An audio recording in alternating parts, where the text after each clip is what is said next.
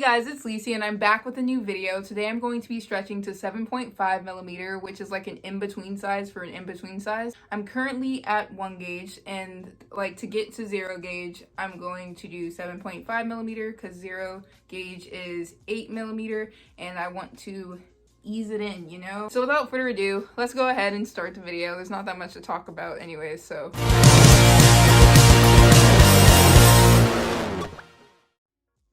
So first, I'm going to take out the tunnels. This is what 1 gauge looks like.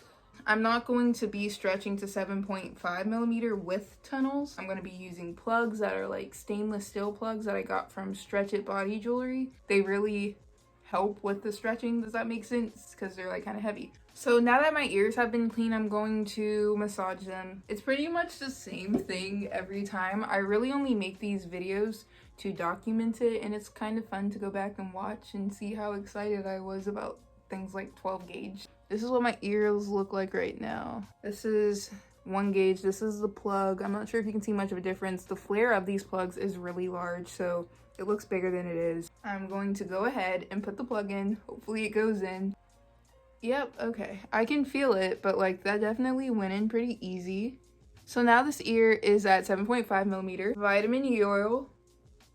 So now I am at 7.5 millimeter. I'm pretty happy about this one because I don't know, that means next is 0 gauge and my goal size for now is 00. I can really feel the weight of the plugs, which is why I like Stretch It Body Jewelry because I know it really helps and speeds up the process a little bit. Yeah, but that's all for this video. You can check out my old stretching videos. I'll link that in the bio and somewhere up in the cards. You can stay tuned for new videos, more ear stretching videos because I still have a few more to go. And don't forget to like and subscribe down below, and I'll see you next time with a new video. Bye.